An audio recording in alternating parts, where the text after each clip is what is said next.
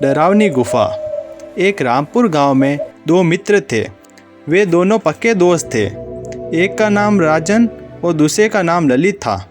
दोनों बचपन में ही खेलना, दौड़ना, तालाब में नहाना, गुल्ली डंडा खेलना, चोर पुलिस खेलना और साथ ही साथ दोनों एक दूसरे के साथ दोस्ती की तरह नहीं बल्कि भाई की तरह रहते थे।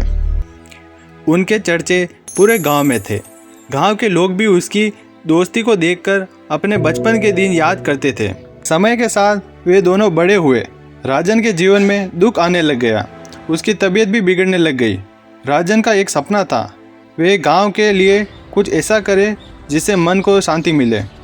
लेकिन गरीब राजन क्या कर सके।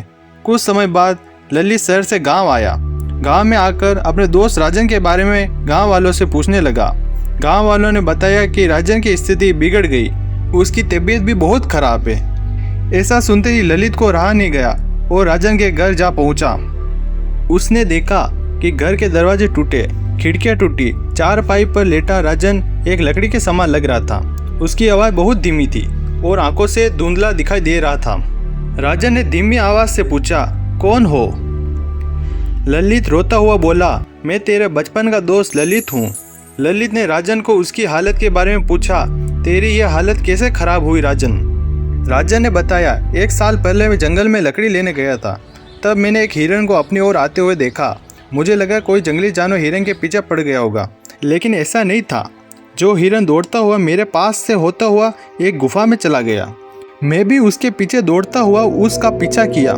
गुफा के अंदर जाने के बाद वो हिरन आंखों से ओझल हो गया। मैं वहीं ठहर गया। मैं लंबी लंबी सांस लेने लग गया।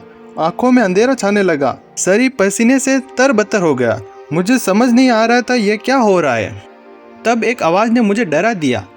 वो आवाज़ गुफा के बाहर से आ रही थी। मैं देखने गया तो मैं क्या देखता हूँ, गुफा को बड़े पत्थरों से बंद कर दिया। उस समय मुझे ऐसे ऐसे विचार आ रहे जो मैं बता नहीं सकता। तब मैं गुफा के अंदर दूसरा रास्ता खोजने चला जाता हूँ। मुझे गुफा से बाहर निकलने का कोई रास्ता नहीं मिला। भूख प्यास से शरीर ने हार मान ली। तब एक आवाज़ ने मुझे राहत की सांस दी। मेरे ऊपर गुफा से सूरज की रोशनी दिखाई दे रही थी। तब मुझे जीवन की एक किरण दिखी। तब मैं खड़ा होकर उस रोशनी के पास गया। तभी एक हवा ने मुझे डराकर रोशनी को अंधेरा बना दिया। तभी आत्मा ने मुझे बंदी बना लिया। आत्मा को देख मैं बेहोश हो गया। राहगीरों ने मुझे बताया मैं जंगल में बेहोश पड़ा था।